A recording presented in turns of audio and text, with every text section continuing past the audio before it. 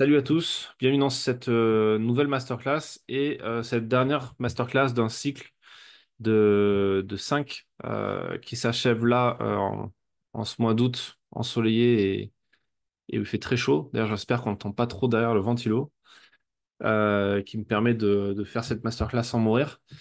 Euh, on a vu dans les précédentes masterclass tout ce qui est productivité, journalisme, IA. Euh, et également entrepreneuriat. Et donc on termine avec une masterclass sur le métier de photographe. C'est une de mes toutes premières masterclass que j'ai pu faire, qui aujourd'hui est peut-être une des plus complètes. Il y a plus de 60 heures de vidéo à l'intérieur. Et l'idée dans cet atelier ensemble qu'on va faire là en live, pour ceux qui sont en dispo en live, c'est de faire une introduction, une présentation de ce que vous allez découvrir dedans. Et il y aura un temps aussi pour répondre à toutes vos questions. Donc n'hésitez pas dans le chat à les poser. Ça permettra aussi à certains de retrouver un peu de motivation, je pense, pour continuer dans ce métier-là. Alors, avant qu'on commence, pour les quelques-uns là qui sont en live, qui ne me connaissent pas, et pour ceux qui n'ont pas encore regardé trop de vidéos sur ma chaîne YouTube ou qui n'ont pas trop écouté les podcasts, je vais me présenter rapidement. Donc moi, je suis photographe depuis maintenant une grosse dizaine d'années. Euh, je suis photographe de presse, spécialisé dans la presse, magazine, sur les questions de défense, sécurité, mais j'ai pas fait que ça et je fais pas que ça. J'ai eu un parcours universitaire en fac d'histoire géo et ensuite en journalisme à travers un master à Sciences Po. Sciences Po où je donne maintenant des cours de photojournalisme et de journalisme, même plus que de photojournalisme au final. Et j'ai monté une structure qui s'appelle le Collectif DR, qui est une agence de presse, une agence de photographes de presse, et un média qui s'appelle Défense Zone, qui paraît tous les 3 mois en kiosque et qui fait bosser quelques pigistes, peut-être vous, si vous avez des trucs à proposer, parce que je recherche régulièrement des sujets. La complexité étant j'en parlerai, que il faut pouvoir aussi faire écrire un peu les textes, faire des reportages qui sont ciblés avec ce qu'on recherche. Ce que, on va dire, honnêtement, 99% des photographes n'arrivent pas à faire aujourd'hui. Et c'est bien dommage, parce que du boulot, il y en a, mais tout le monde n'est pas prêt forcément à aller le chercher, à aller le faire. Euh, D'ailleurs, je dirais des trucs qui vont peut-être pas plaire, qui iront pas dans les trucs qu'on entend d'habitude, mais bon, au moins, c'est un discours de vérité. Et à côté, j'ai écrit plusieurs bouquins, notamment Les secrets du photoreportage, qui a été publié par Erol, les éditions Erol que vous connaissez sûrement si vous vous intéressez à la photo, puisqu'ils ont édité pas mal de bouquins sur la photo, des photos, des livres techniques. Et à côté, j'ai écrit 8 livres, soit des livres photos ou d'autres livres sur le marketing, sur le métier de photographe et de photojournaliste. Maintenant, à vous de vous présenter. Pourquoi vous êtes ici? Et ça, c'est une question que je vous pose à chaque fois, mais que je vais vous reposer ici pour ceux qui sont dispo dans le chat. Dites-moi pourquoi vous êtes ici. Il y a deux solutions. Soit vous êtes déjà, enfin, soit vous voulez devenir photographe professionnel, soit vous êtes déjà photographe professionnel et vous voulez trouver plus de clients. C'est la promesse que je vous fais à travers cette masterclass, c'est de vous aider soit à devenir photographe, si c'est votre souhait et que vous n'êtes pas encore lancé et que vous avez besoin de légitimité, d'un coup de main, ou d'un coup de pied, parfois, pour avancer. Ou alors vous êtes déjà photographe pro, mais vous galérez, vous ne trouvez pas forcément assez de clients, vous ne trouvez pas assez de partenaires, de business. Donc, dites-moi dans le chat, où est-ce que vous en êtes? Sébastien qui dit devenir pour moi. Bon, t'as déjà commencé, Sébastien. Les autres, vous en êtes où? Frédéric qui dit trouver plus de collaborateurs, de collaboration. Ouais. Fabrice, trouver plus de clients. Yes, comme ça je vais adapter un petit peu en fonction de ce que vous me direz. Trouver plus de clients. Ah, c'est le truc qui... Photographe pro depuis 1 an et demi, donc trouver plus de clients. Yes. Ok. Bon, vous avez quasiment tous passé le cap du numéro SIRET, je pense, qui est pas le truc le plus difficile à faire, hein. Monter un statut de photographe, c'est quand même assez facile hein, en France, même en France, pour le coup. Malgré la bureaucratie, il n'y a rien de plus simple que de monter une auto-entreprise ou devenir photographe-auteur. C'est juste un putain de formulaire à faire. C'est pas compliqué. Maintenant, trouver des clients, c'est pas le même délire. Il suffit pas d'aller à la Fnac pour acheter un appareil photo. C'est pas simple, mais il y a énormément de possibilités parce que c'est un marché qui est assez important. Et au final, on n'est pas si nombreux que ça dans le métier de photographe. En tout cas, des gens qui veulent vraiment en faire un métier et qui veulent gagner de l'argent avec. Je pense que si on fait le ratio de tous les gens qui veulent être photographes, voire même qui sont déjà devenus photographes pro, mais qui font ça un peu en dilettante, en second boulot ou troisième boulot, et ceux qui cravachent tous les jours, au final, pas tant de monde que ça. On se rend compte quand on rapporte non seulement à la population française, mais aussi aux clients potentiels. Euh, pour ceux, je sais plus si on en avait parlé dans un podcast ou c'était en off avec qui j'en ai parlé, mais c'était une photographe de mariage qui me disait, enfin une photographe tout court d'ailleurs, artisan, qui me disait, tu te rends compte combien il y a de photographes, enfin combien il y a de mariages tous les ans? C'est plusieurs, je sais plus, centaines de milliers par an. Et combien il y a de photographes de mariage pour faire ça. Et en fait, pareil pour les naissances, pour les bébés, pareil pour les portraits, pareil pour les scolaires, pareil pour... Le seul truc qui déroge un peu à la règle, c'est la photo de presse, parce qu'il y a très peu de magazines et très peu qui achètent des photos. Donc voilà, forcément, c'est plus compliqué.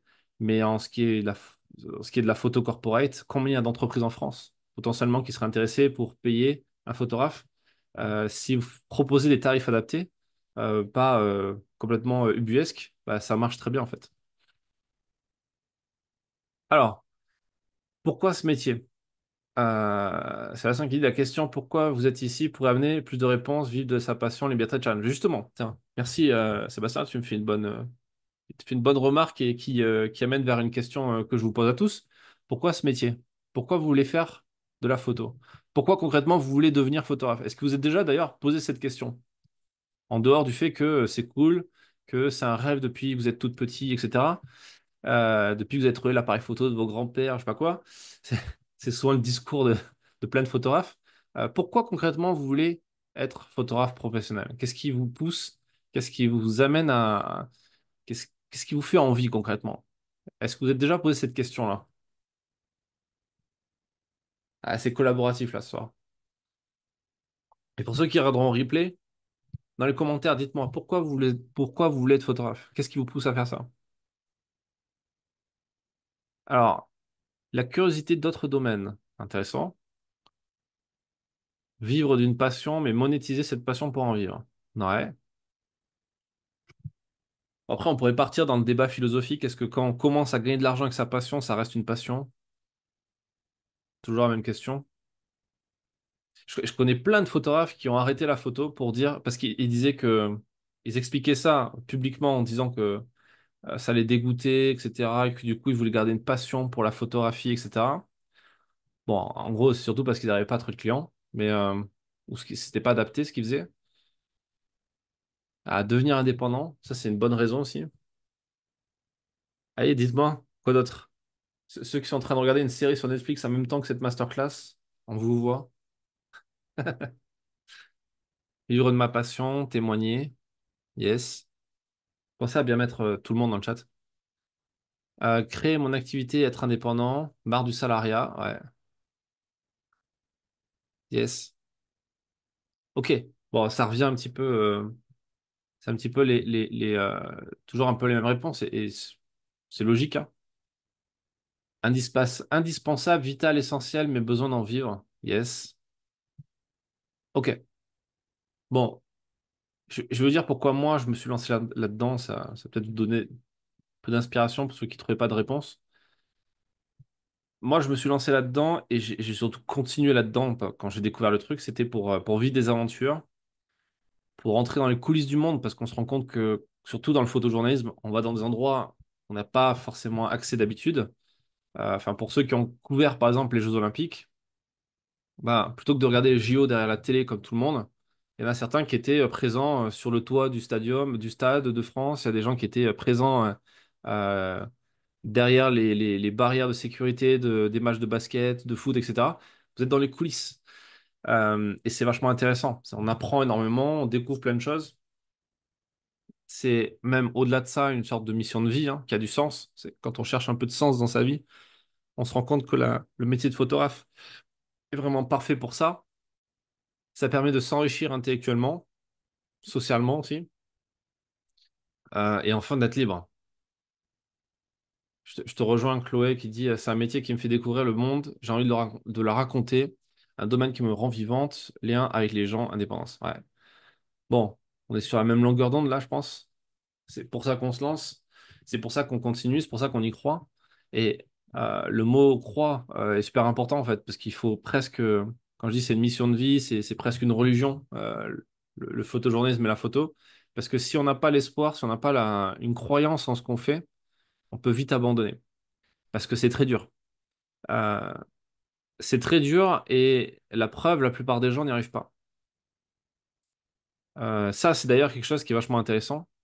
C'est peut-être même ce qui est le plus gratifiant dans ce métier, malheureusement, c'est qu'on se rend compte que on fait partie d'un petit groupe de personnes, à l'échelle de la population, encore une fois, euh, qui a envie de continuer à y croire. Et le fait est que être photographe, ça veut dire monter une entreprise, ça veut dire devenir entrepreneur. Et il y a deux, trois trucs qu'il faut comprendre aussi, c'est que ça, c'est des stats que vous pouvez trouver sur le site de l'INSEE, hein, sur Internet. Vous verrez que 25% des entreprises, un quart des entreprises en France, échouent dans les 2 premières années de vie. Pendant les 2 premières années, il y a déjà un quart des gens qui se cassent, qui arrêtent, qui abandonnent. Ça marche pas. Et il y en a la moitié qui n'atteignent même pas les 5 ans. Aujourd'hui, je vous ai dit, ça fait un peu plus d'une dizaine d'années. Enfin, on est plus proche de la douzaine d'années que les 10 ans. Même un peu plus, 2011, on va dire. Et c'est vachement bien de se dire, OK, je continue, je suis encore dedans, ça me fait encore rêver, c'est cool, mais il faut comprendre que la plupart des gens abandonnent assez vite. Il y a plein de gens que je connaissais, qui ont commencé en même temps que moi, ou que j'ai connus quand je me suis lancé, qui ont arrêté. Notamment parce que notre métier, c'est un des métiers qui font partie des métiers non essentiels. OK? Ça, on peut s'en attrister, on peut devenir en colère, tout ce qu'on veut. C'est un fait. On ne sauve pas des vies, on ne défend pas notre pays, on ne défend pas les gens, on ne sauve pas les gens. On fait des photos. Ok, c'est un métier artistique, c'est un métier de prestataire de service. Même si le journalisme est important, même primordial dans une société, dans un pays, ça reste quand même un métier créatif. Ça reste quand même un métier voilà, qui est pas non plus essentiel à la survie des gens. Donc, il faut comprendre que les gens n'ont pas forcément un devoir ou, j'en sais rien, à nous payer pour ce qu'on fait. Et ça, il y a plein de gens qui ne comprennent pas en fait. Et il y a des gens qui pensent que parce qu'ils ont pris un numéro SIRET, qu'ils ont acheté un appareil photo à la Fnac et qu'ils ont vu 3 tutos sur Internet et ils se sont mis dans un groupe Facebook de gens qui parlent de tarifs toute la journée, ils pensent que tout leur est dû, que quand un client leur fait une proposition à moins de 2000 € par jour, c'est un scandale et c'est une offense. Il faut être capable de redescendre un peu et de comprendre que les gens n'ont pas besoin de nous en fait. Et les gens n'ont pas besoin de vous, les gens n'ont pas besoin de moi, les gens n'ont pas besoin de personne d'autre à part eux-mêmes ou les gens qui leur apporteront vraiment de la valeur. Et si vous n'êtes pas ce photographe qui apporte de la valeur, ben vous serez un photographe qui n'a pas de clients. D'accord? Un photographe, par exemple, de portrait qui fonctionne bien, qui gaze bien, c'est pas le photographe qui a le plus beau studio, c'est pas le photographe qui fait les plus belles photos, c'est le photographe qui arrive à proposer, à donner, pas proposer, à donner à leurs clients ce qu'ils attendent, c'est-à-dire une belle photo d'eux, une belle image d'eux, un sentiment d'accomplissement, peut-être une sorte une façon de caresser leur ego, voilà, qui leur apporte de la valeur. Un bon photographe de presse, c'est pas un photographe de presse, c'est pas un photographe qui fait les meilleures photos, c'est pas celui qui a le plus d'expérience, c'est pas celui qui a le meilleur matos, c'est celui qui rapporte les bons sujets au bon moment, au bon support. Ce n'est que ça. Ce n'est que apporter de la valeur aux gens. Et comprenant ça, comprenant que on n'apporte pas de la valeur type de la nourriture, des soins, etc. aux gens. On apporte quelque chose de superflu, quelque chose d'en plus, même si, on est d'accord, ça peut être nécessaire. Une entreprise, elle a besoin de communiquer, elle a besoin de support de communication, elle a besoin de photos. Euh, Même si elle peut vivre sans, c'est quand même euh, important pour elle. Ok? C'est la façon, quelqu'un se marie, vous vous mariez, euh, ça fait un peu chier d'avoir dépensé autant d'argent dans un mariage pour pas avoir des photos souvenirs qui sont à la hauteur du mariage. Ça, je pense qu'on est d'accord. Maintenant, pourrez très bien dormir la nuit si vous n'avez pas de photos de mariage ou si vos photos de mariage, elles sont pas terribles. D'accord? Par contre, s'il y a personne qui se pointe à votre mariage, que la bouffe est dégueu, que j'en sais rien, que ça se passe mal la cérémonie, là c'est un peu plus compliqué.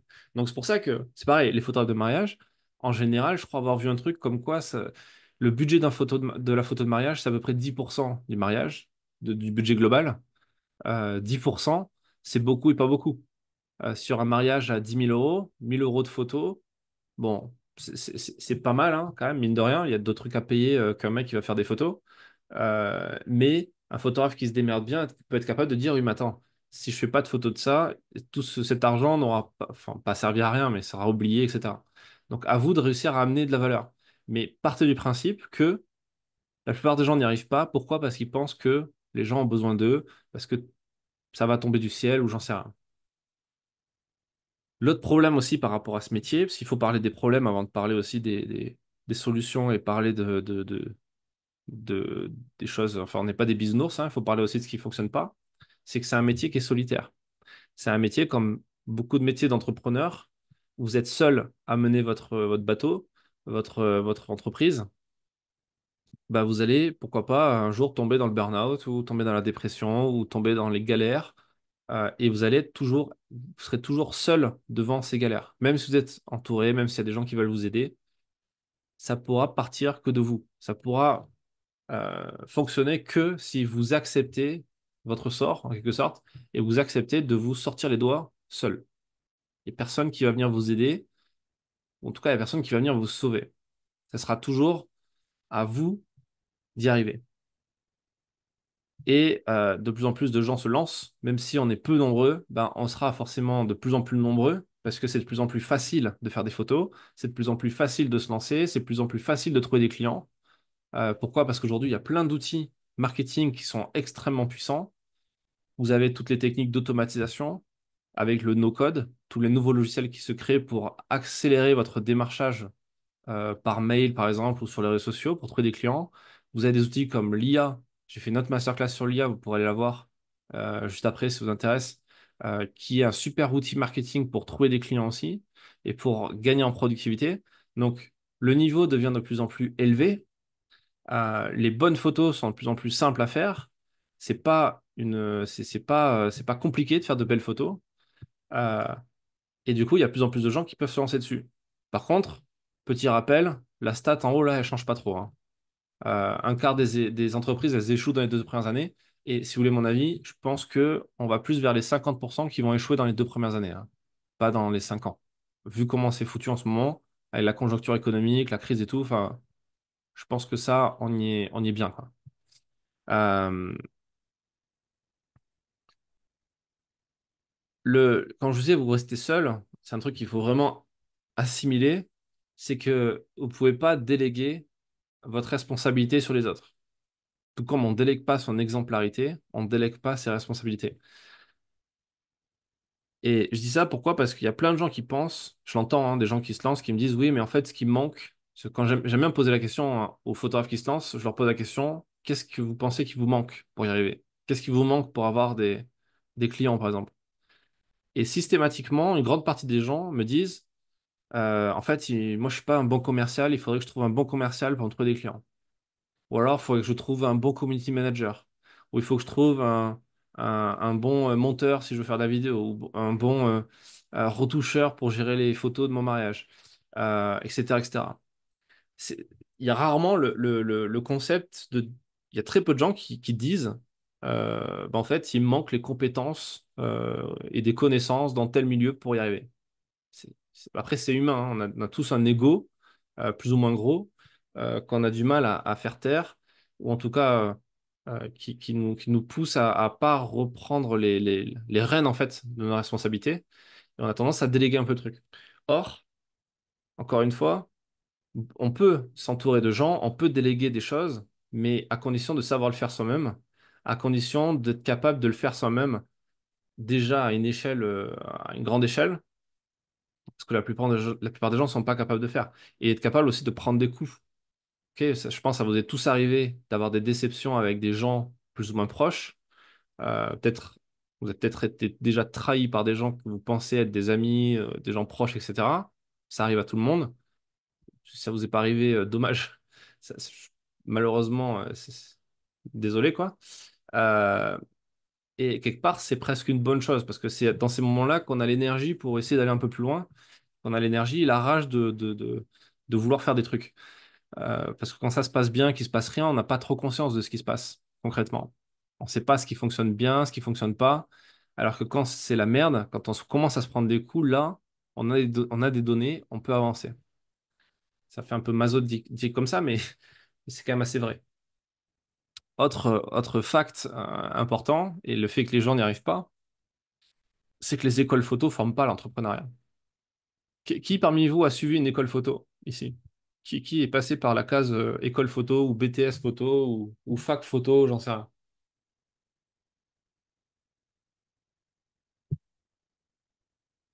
Ouais.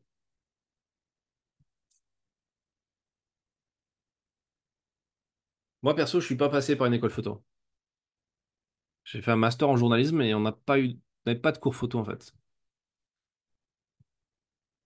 Il y a que Caroline qui a fait une école photo? Ah ouais, vous êtes pas beaucoup. Ok, Gwen aussi. Et alors, voilà, le truc, c'est qu'en fait, il y a quasiment pas de cours de marketing dans les écoles photo. Et c'est pas que de leur faute, hein. S'il n'y a pas de cours de marketing, c'est parce que les profs qui sont en cours en école photo, euh, c'est je sais plus qui disait l'autre jour, j'écoutais un mec qui disait dans les écoles, les profs, ce sont toujours des professionnels ratés. C'est un peu violent, mais bon, parfois il y a un petit fond de vérité. On le voit dans les écoles de journalisme, des écoles de journalisme. Euh, et pas tous, heureusement, hein. Il y a des très bons profs et des profs qui ont des vraies légitimités, mais la plupart des profs de journalisme dans les écoles, c'est plus des journalistes. C'est des gens qui n'arrivent plus à travailler, qui n'ont pas de clients, qui ne proposent plus de sujets, qui vont pas produire de reportages, qui partent plus sur le terrain et qui sont payés pour un 35 heures où ils donnent des cours dans une école. Et c'est un peu problématique d'apprendre à des enfants, en tout cas des jeunes adultes, un métier qu'on pratique plus. Et dans les écoles photo, c'est un peu pareil. Le mec qui donne des cours d'argentique, de photo argentique, c'est- c'est- il vit de quoi en fait, à part des cours photo argentique? Il n'a pas forcément un studio photo, il shoot encore moins en argentique dans son studio photo. Enfin, quel client vient lui commander alors? Il y a encore des marchés peut-être, mais ça m'étonnerait que dans le BTS photo du coin, le mec il fasse 100 ou 200 000 euros par an de vente de photos, en plus d'avoir le temps de donner des cours à l'école. Parce qu'après, il faut avoir le temps aussi. C'est un peu la problématique. Donc, c'est ça, c'est vraiment problématique. Il y a quasiment pas de formation crédible en marketing photo aujourd'hui, à part des formations en ligne. Et l'autre problématique aussi, c'est qu'on ne gagne pas bien sa vie au début. Globalement, vous allez bosser comme des tarés pendant des heures et des heures. Vous allez faire bien plus que les 35 heures. Et 35 heures, vous allez les faire en 3 jours, hein. Euh, je sais plus qui disait il y a pas longtemps aussi, les 35 heures, j'aime tellement ça que je les fais en 3 jours. J'ai fait plusieurs fois par semaine. Et en fait, rapporter en plus ces 35 heures au gain que vous allez faire à la fin du mois, vous allez gagner encore moins qu'une qu'un technicien de surface pour rester dans les termes de l'époque. Vous avez compris quoi. Vous n'avez pas bien gagné votre vie les premières années. Euh, et bien entendu, c'est plus risqué et dangereux d'être indépendant aujourd'hui que d'être salarié. Euh, on peut mettre en danger sa famille. Pour ceux qui ont un loyer à payer, et pas qu'un loyer pour eux, mais un loyer pour leur famille, c'est peut-être pas le meilleur choix. En tout cas, c'est pas le choix le plus simple à faire que de se lancer dans l'indépendant, dans le métier d'indépendant, le métier d'indépendant en photographie. Et notamment, ça peut aussi sérieusement esquinter votre santé mentale. Si vous n'êtes pas prêt à prendre ses coups, si vous n'êtes pas prêt à faire ce sacrifice, ça peut faire un peu mal, quoi. Et il y a des séquelles pour certains. Donc, il faut faire un peu attention à ça. Et enfin, votre entourage peut être un frein. Il y a des gens autour de vous qui vont vous dire, oui, mais tu devrais pas faire ça, c'est pas raisonnable, c'est pas très adulte comme choix. Tu devrais trouver un vrai métier. Tu devrais faire plus attention. Enfin, voilà. Bon, la famille, hein. Souvent, c'est eux qui font un peu le plus chier parce qu'ils comprennent pas forcément où on en est. Ils savent pas ce qu'on veut faire. Voilà, c'est un peu pénible. Bref, c'est dur. C'est pas fait pour tout le monde.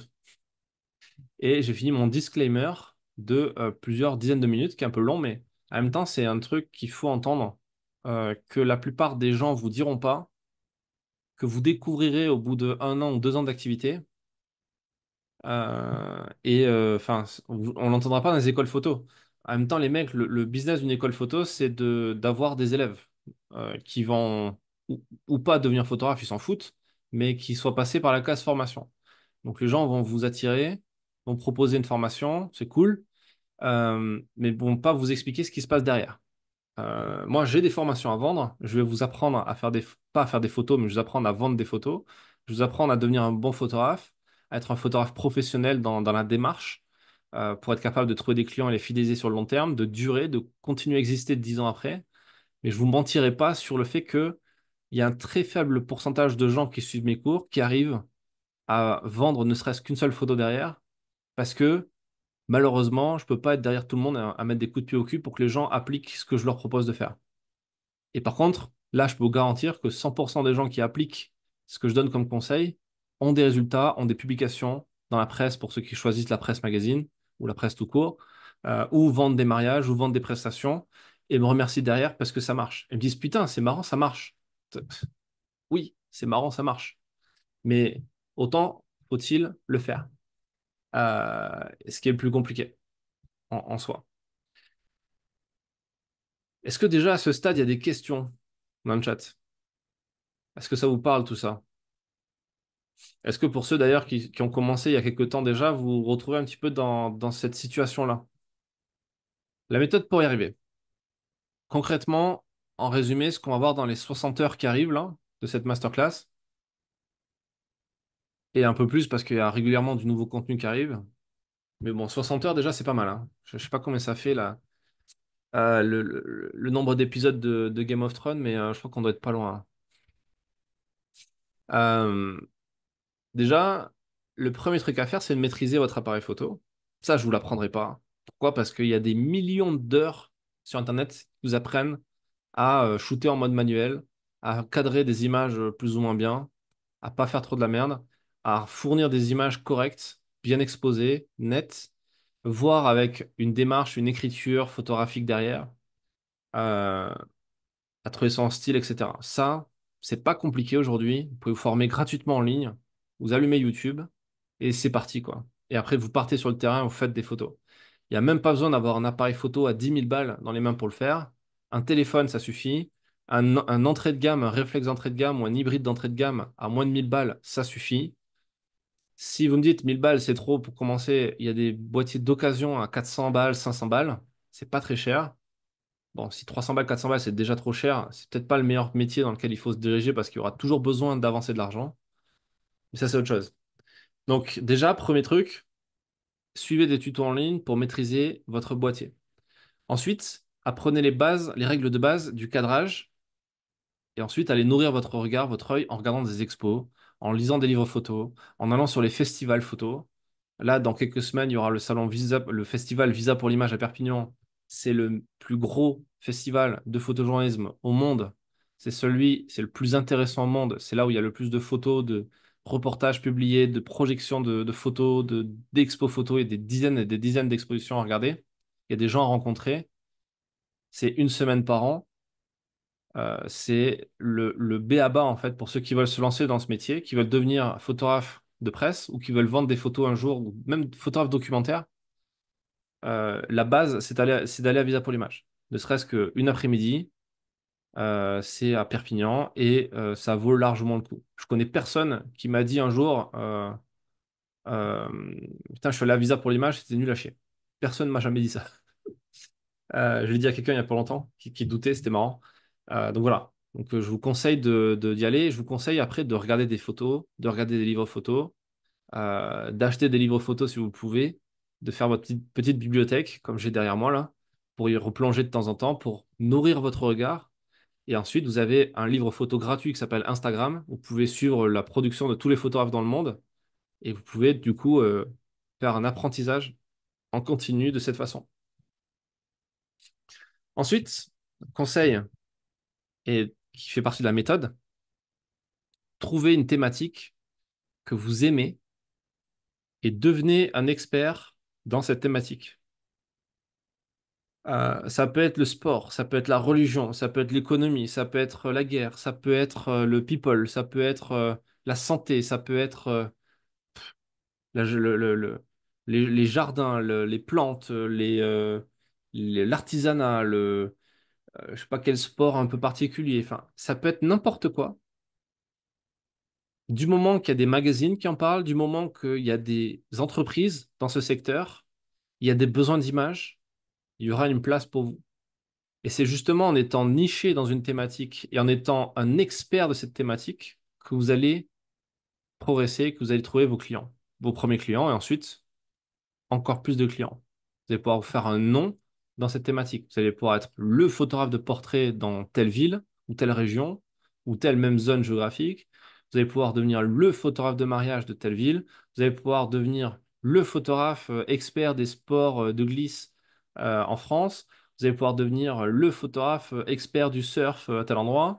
Le photographe expert des sujets sociaux, sociétaux, documentaires de tel endroit, etc., etc.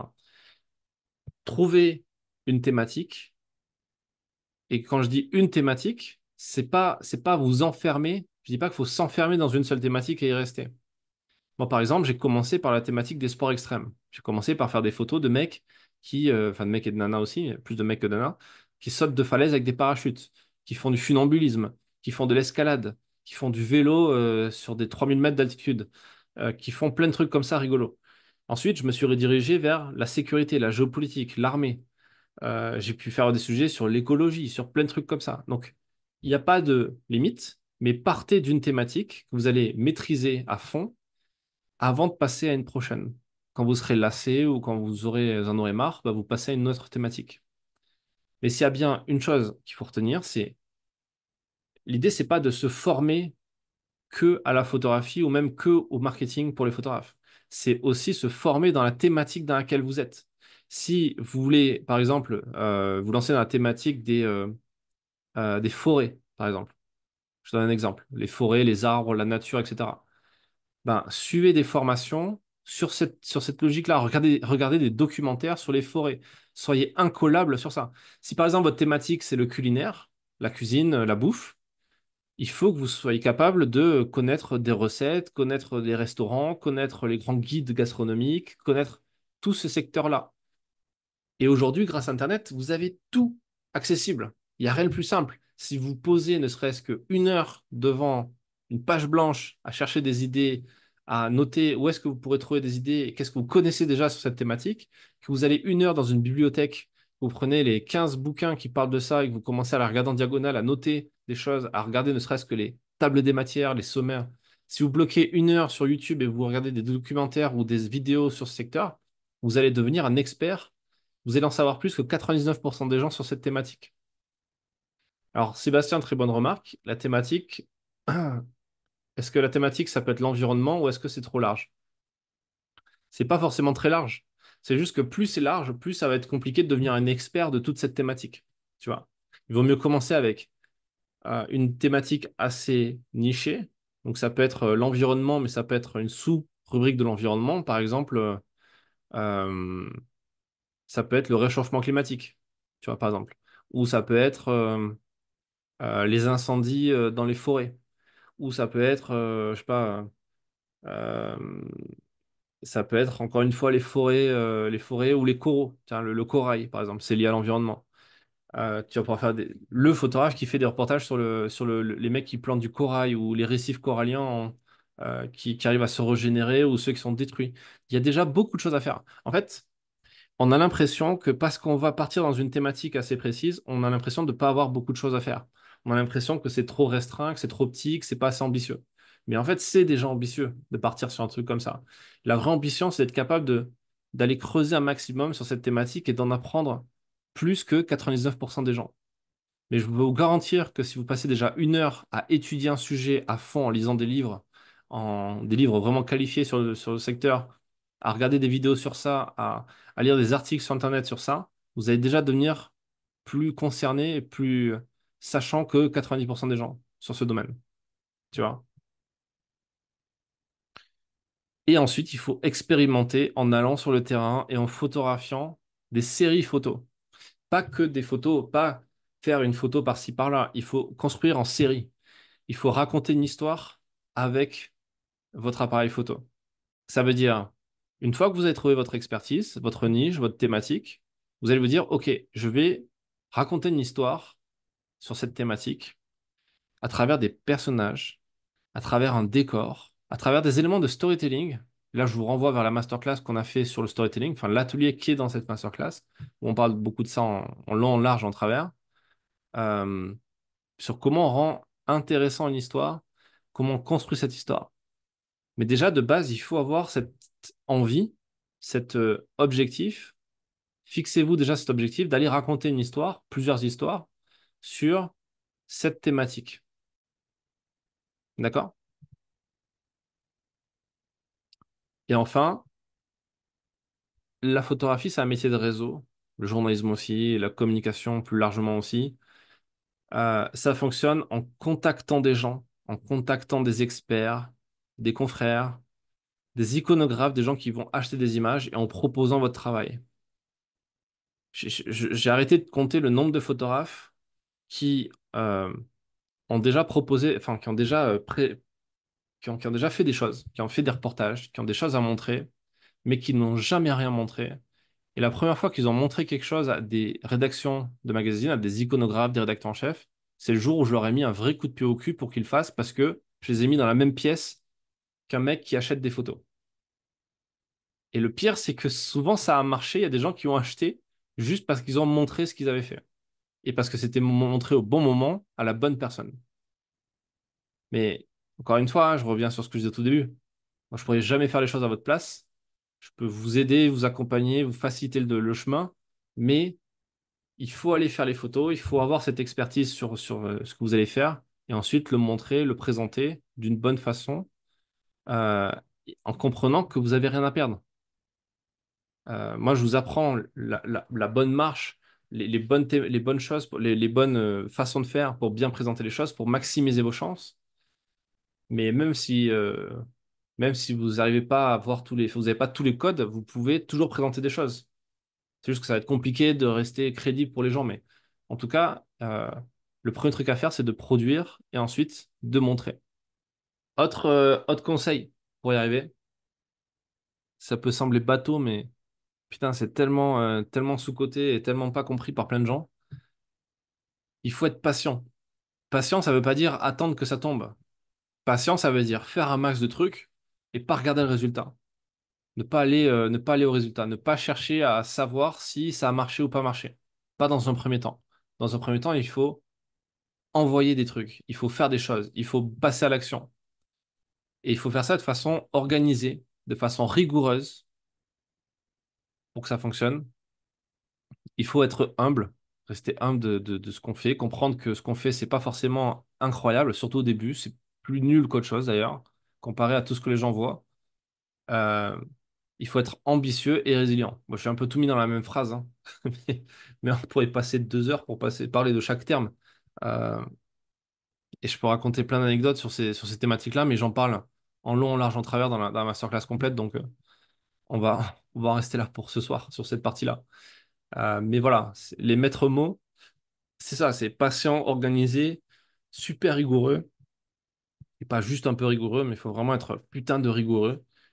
En fait, il faut pas être perfectionniste. Perfectionniste, c'est rien faire. Perfectionniste, c'est de la merde. Il faut être rigoureux. Rigoureux, ça veut dire pas accepter de faire les choses mal. Et de faire les choses le mieux possible, avec le plus de rigueur possible, à la différence du perfectionniste qui va pas faire tant que c'est pas parfait. Ou qui va pas se lancer tant qu'il a pas, je sais pas, qu'il a pas étudié tous les bouquins, ou qu'il a pas entendu toutes les voix, ou je sais pas trop quoi. Non. Rigoureux, c'est j'avance, j'avance. le mieux possible, je fais super attention, mais j'avance en fait. Humble, ambitieux, résilient. OK? Et être dans une logique d'apprentissage en continu. Celui qui dit j'ai plus rien à apprendre, c'est mort en fait. Et je pense que tout le monde le sait en fait, mais très peu de gens le font. Très peu de gens appliquent ça. Il y a pas longtemps, j'étais au téléphone avec un pote photographe qui a 20 ans de plus que moi. Et, euh, et je sais plus, à un moment donné, on parle et en fait, il me dit qu'il galère, qu'il arrive pas à vendre ses sujets, etc. Et on parle de formation, on parle du fait il cherchait un truc avec son CPF, enfin, qu'il avait de l'argent sur son CPF et sur son FAF CEA, etc., qui peut se faire financer des formations. Je dis, mais t'es con, fais-toi financer une formation. Euh, t'es- t'es- Viens sur une formation que moi je fais, par exemple, sur le photojournalisme, avec d'autres gens qui apprennent ça et tu vas te faire du réseau, ça va être cool. Et le mec, il m'a répondu. Non, mais à mon âge, c'est bon, j'ai plus rien à apprendre, quoi. Et en fait, là, il y a eu un blanc au téléphone, et j'ai dit, mais tu te rends compte de la connerie que tu viens de dire? Et elle me dit, ouais, c'est vrai, putain. Et bon, après, elle a dit, ah, c'est pas ça que je voulais dire, etc. Mais en fait, notre ego, notre façon de notre, notre, notre cerveau humain a tendance à dire ça, en fait. À penser qu'on est unique, qu'on sait mieux que tout le monde, qu'on en sait plus que les autres, surtout parce qu'on est plus vieux ou parce qu'on a plus d'expérience ou je sais pas trop quoi. Alors qu'en fait, pas du tout. Mais genre pas du tout. Donc, voilà, être toujours dans cette logique d'apprentissage. Moi, ça me fait kiffer tous les mois de dépenser de l'argent dans des formations, dans des séminaires, dans des masterclass, dans un peu de tout, pour me former dans des domaines que je maîtrise pas assez, en fait, et que je veux maîtriser davantage. D'ailleurs, c'est déductible des impôts, ça, hein. Alors, avant que je parle de la masterclass, est-ce qu'il y a d'autres questions? Parce que déjà, il y a des questions sur cette première partie. Alors, productif et rigoureux, c'est un peu différent, hein, Sébastien. C'est pas tant, c'est pas du tout pareil. Productif et rigoureux. Tu peux être productif sans être rigoureux mais voilà. Quand je dis rigoureux, c'est en gros ne pas accepter. En fait, toujours se poser la question. C'est un peu comme la logique d'apprentissage en continu. C'est toujours se poser la question comment je peux améliorer les choses, comment ça peut être mieux, euh, pour créer ensuite des automatismes. Tu vois, je te prends un exemple. Je te prends un exemple là. J'étais avec mon stagiaire aujourd'hui. J'ai pris un stagiaire cet été. Euh, Parce que c'est quelqu'un qui a montré qu'il était motivé, qu'il était talentueux, qu'il avait envie d'apprendre. Et du coup, je dis, OK, on va faire ça cet été. On va faire un mois de stage. Je le fais jamais. Là, on l'a fait.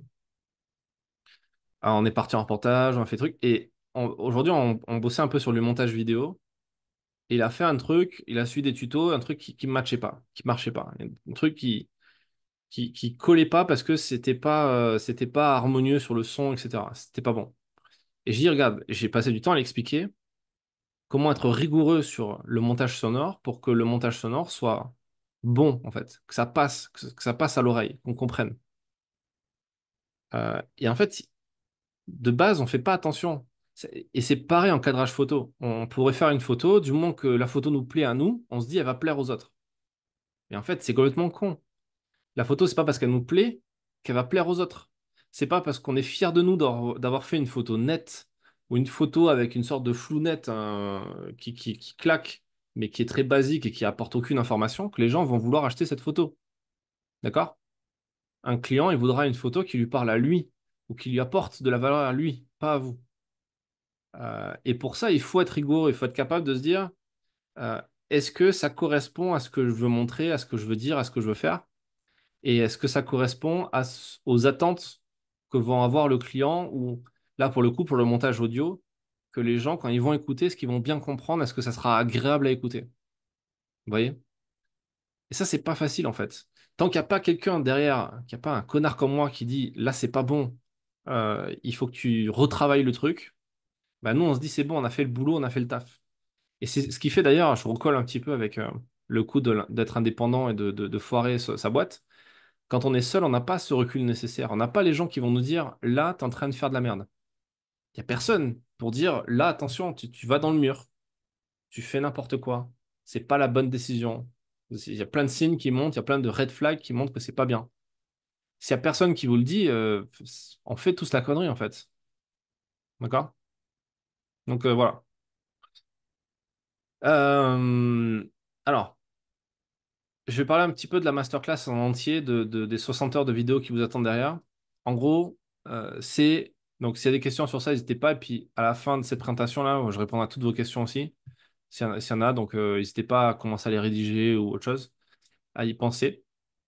Donc, ce que je vous propose, c'est des dizaines d'heures d'ateliers en ligne, accessibles quand vous le souhaitez. Il n'y a pas d'emploi du temps, c'est à votre rythme. Vous avez un accès à vie, vous le regardez quand vous voulez. Il n'y a pas de contrainte de planning. Il y a des exercices tout au long du processus pour vous passer à l'action, justement pour que vous passiez à l'action. Et moi, je corrige les exercices. C'est-à-dire que vous allez faire un truc, vous me l'envoyez. Moi, je vous donne mon avis dessus. Je vous dis, à mon avis, c'est bien, c'est pas bien, c'est perfectible, etc. Il y a des études de cas, il y a des templates à suivre sans réfléchir. Les trucs, c'est, il y a des choses, il faut réfléchir, essayer de faire un truc. Il y a d'autres trucs, vous suivez les règles, vous suivez les conseils qu'on donne et vous réfléchissez pas. Et ça marche. Il y a des supports papier, hein. J'avais déjà montré plusieurs fois les supports papier que vous avez, les petits playbooks, notamment celui-là pour la masterclass photographe pro, mais les autres pour productivité, entrepreneuriat et journalisme. Il n'y en a pas encore pour l'IA, mais vu comment ça évolue vite, je pense qu'il n'y en aura pas forcément en papier de sitôt. Euh, il y a un suivi personnalisé par mail avec une évaluation de fin de cursus. Enfin, quand vous jugerez que c'est la fin de cursus, mais quand vous avez accès à vie, ça peut ne jamais se terminer. Et vous pourrez revenir, en fait, plusieurs fois. C'est ça qui est bien, dans plusieurs mois, plusieurs années, vous pourrez revenir dessus en voyant les nouveautés aussi qui seront, bien entendu, ajoutées gratuitement, les mises à jour. Il n'y aura pas besoin de payer plus, ce sera tout de suite gratuit. Et là, vous allez gagner du temps avec un contenu qui est structuré et efficace. Vous pouvez passer des heures sur Internet à chercher les infos, c'est bien. Vous pouvez avoir toutes les infos, comme Netflix. Vous allumez, vous trouvez la vidéo qu'il vous faut, vous la regardez et vous appliquez. Ça va quand même beaucoup plus vite. Donc voilà, ça c'est une petite photo du playbook. Donc c'est un petit livre de 140 pages à peu près, dans lequel vous avez ici, je vais arrêter le partage d'écran 2 secondes pour le montrer. Ça ressemble à ça. Et vous avez les résumés de tous les cours, avec de quoi écrire, les références bibliographiques. Bon, voilà, il y a un peu de tout. Et ça plaît plutôt bien. Ça, je vous l'envoie gratuitement. Vous me donnez votre adresse postale et je vous l'envoie. Ensuite, les autres intérêts de cette masterclass, bon, accès à vie, je vous l'ai dit. Les mises à jour, il y a le module IA qui arrive, enfin, qui est déjà arrivé. Go, quoi. Il y a tout ce qu'il faut. Sachant que c'est un accès à vie, que vous avez un coaching qui est offert, que je vous suis, vous ne serez jamais seul. Enfin, vous serez toujours seul devant vos problèmes, ça c'est sûr. Mais vous ne serez jamais seul quand vous aurez des questions, parce que moi je serai là. Donc voilà. Il y a des dizaines de personnes, des dizaines de photographes qui ont suivi ces formations, enfin même des centaines hein, entre toutes les formations que j'ai fait. Il n'y en a aucun qui a été déçu par ce que j'ai fait, parce qu'il l'a acheté. Les gens qui m'ont fait confiance ont toujours été contents de me faire confiance et ça les a toujours aidés. Donc, vous pouvez écouter, regarder sur la page, vous verrez les témoignages clients des élèves que j'ai eus. Vous verrez que ça s'est bien passé pour eux. Euh, Après, je pourrais jamais faire tout le travail à votre place. Il faudra toujours vous bouger un peu, et pas qu'un peu d'ailleurs. Je suis honnête avec vous, il va falloir bosser, c'est pas facile, mais ça vaut le coup. Je reviens sur la première slide, hein. Pourquoi on fait ce métier? Posez-vous la question de pourquoi vous faites ça. Pourquoi vous voulez faire ce métier? Il y a très peu de gens qui arrivent à le faire. Il y a beaucoup de gens qui veulent le faire, mais très peu de gens qui arriveront à le faire. Ben, vous pouvez être cette personne. Donc, euh, donc voilà. Donc je réponds à vos questions, si vous en avez, dans le chat. Est-ce qu'il y a des questions que vous voulez me poser, que ce soit sur la formation ou autre? Je suis à votre dispo. Alors, tu as accès à un espace membre dans lequel tu peux poser des questions en commentaire. Tu peux me répondre, tu peux m'envoyer des mails. Et ensuite, pour le suivi, on fait ça par mail essentiellement. Et bah là, dans le cadre de cette offre, il y a 1 heure de visio, alors soit visio, soit téléphone, hein, en fonction de ce qui vous arrange, pour faire un coaching particulier. Et ensuite, l'autre truc que j'ai pas dit, mais les membres de mes formations, le but du jeu, j'essaie de les accompagner jusqu'au bout. C'est-à-dire que moi, j'aide des photographes dont certains ne sont pas encore lancés, rêvent d'être photographes, ont peut-être un boulot salarié à côté, ils veulent se barrer, ils veulent devenir photographes, ils savent pas comment faire. Je leur montre comment on fait. Je les accompagne dans ça. Et ensuite, quand ils passent le niveau d'être pros, qui savent bien faire des images, qui savent construire des séries, je leur propose de rentrer dans DR, dans le collectif DR, qui est une agence de photoreporters. Quand ça marche, qu'ils soient dans DR ou pas d'ailleurs, s'ils ont des bonnes idées de sujets à proposer à des médias, que c'est cohérent. Par exemple, que ça soit pour Défense Zone, ben moi je peux acheter des reportages à Défense Zone. Je fais bosser des gens qui ont été élèves chez moi ou qui font partie de mes formations ou qui font partie de mon agence, et des gens que je paye pour faire des photos pour le magazine des aides, ok, pour Défense Zone. Et sinon, si je vois que ce reportage il matcherait vachement bien pour tel magazine, euh, je sais pas, Les Échos, La Vie, Pèlerin, Le Monde, Libé, etc. Ben, je vais vous donner des contacts, je vais vous pousser pour vous aider à ce que ça passe, quoi. Donc, et au final, je le fais assez peu parce que les gens vont pas au bout du truc. Là, vraiment, je suis transparent avec vous. Les gens vont pas au bout. C'est assez dramatique, en fait. Il y a des gens aussi, d'ailleurs, qui ont suivi les masterclass, enfin, qui ont acheté masterclass, mais qui n'ont pas tout suivi. Il y a des gens qui sont en DR, qui n'ont pas encore publié de photos, qui n'ont pas encore diffusé de photos parce qu'ils passent pas à l'action. Il y a des gens qui n'ont pas suivi des formations parce qu'ils passent pas à l'action. Mais si vous voulez passer à l'action, si vous voulez vous donner les moyens, je suis là. Je suis là. Alors, très bonne question, Özgul. 60 heures étalées sur quelle période? En fait, quand tu arrives dans la masterclass, tu as accès à toutes les heures d'un coup. Et tu les regardes quand tu veux. Tu as 60 heures là de replay. Moi, c'est même pas un peu plus que 60 heures. Tu as 60 heures, tu as des dizaines d'heures que tu peux regarder là tout de suite. Tu peux te faire 60 heures de direct si tu veux, mais je te conseille pas. Ça fait mal à la tête. Mais si tu veux regarder 1 heure par semaine, tu peux regarder 1 heure par semaine. Si tu veux regarder 10 heures par semaine, tu peux regarder 10 heures par semaine. C'est toi qui choisis.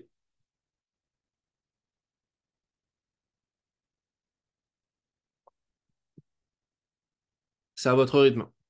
Et si vous n'avez pas le temps de le suivre là dans les prochains mois, mais que vous voulez pas passer à côté de cette promo et que vous voulez regarder ça à partir de, je sais pas, septembre, octobre, novembre, voire janvier prochain, bah, vous pouvez l'acheter maintenant et le regarder en janvier prochain. Il n'y a pas de souci. Vous avez un accès à vie.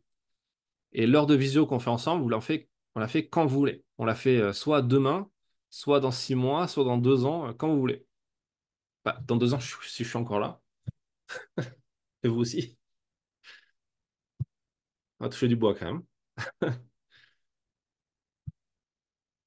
Est-ce qu'il y a d'autres questions? Ok, parce que bah, il faut que tu fasses ton statut, effectivement. Tu as le choix, hein. Photographe artisan, micro-entreprise, c'est le plus simple. Ou alors, euh, ou alors auteur, ou alors tu fais pas de statut, tu es photojournaliste et tu vises que la presse. Tu as 3 statuts. Artisan, c'est bien, tu peux monter un statut d'auto-entrepreneur et ça marche bien, hein. Mais le statut n'est pas le plus important. Le plus important, c'est trouver des premiers clients, construire ton offre, construire ton expertise. Et Et à partir de là, le statut devient accessoire. Moi d'ailleurs, je vous conseille de pas, si vous n'avez pas encore votre statut, je vous conseille pas de monter le statut tout de suite. Je vous conseille de faire votre première facture. Sur votre première facture, vous avez le droit de facturer sans statut. Vous mettez en gros numéro SIRET en cours d'obtention. Voilà. De la même façon que les photographes de presse qui n'ont pas de carte de presse, ils mettent carte de presse en cours d'obtention. Et dès que vous avez validé votre premier devis, pas facture mais devis, et ben vous montez votre statut.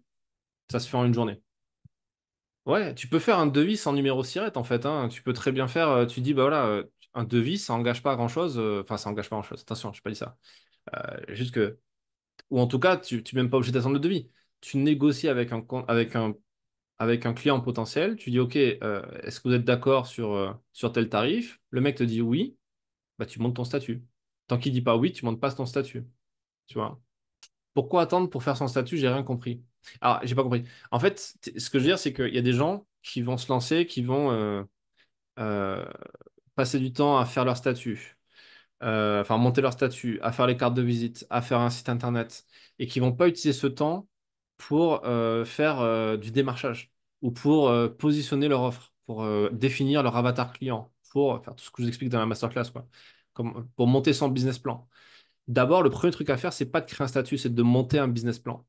D'ailleurs, quand vous allez voir un comptable, et je vous conseille d'aller voir un expert comptable avant de faire votre statut, Sgul, d'ailleurs, tu as le contact en tant que membre de DR. Tu sais on a un très bon comptable avec nous, un expert comptable qui est Paul, bah, que tu l'as croisé d'ailleurs à Toulouse.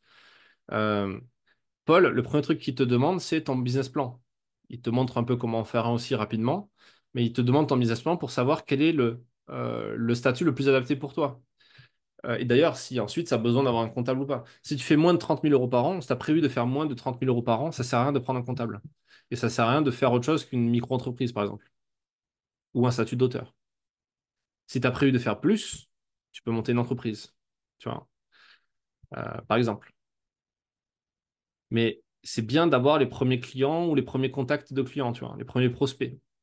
Un client qui n'est pas encore un client, on appelle ça un prospect. Bon, ben, on va arrêter là. J'ai l'impression qu'il n'y a plus trop de questions. Si vous avez d'autres questions, vous avez mon mail, n'hésitez pas, ou en commentaire cette vidéo, j'y répondrai. Et puis, merci d'avoir été présent, ceux qui étaient là en live. Merci d'avoir regardé cette vidéo. Euh, je vous mets un lien en description pour la masterclass si ça vous intéresse, si vous êtes encore dans les délais pour l'offre promotionnelle. Et puis, à très vite. On se voit très vite. Ceux qui viennent à Visa, ben, j'ai hâte de boire un verre avec vous. Les autres, on se verra peut-être ailleurs, à Paris, à Toulouse ou ailleurs. Et merci d'avoir été présent et à très vite.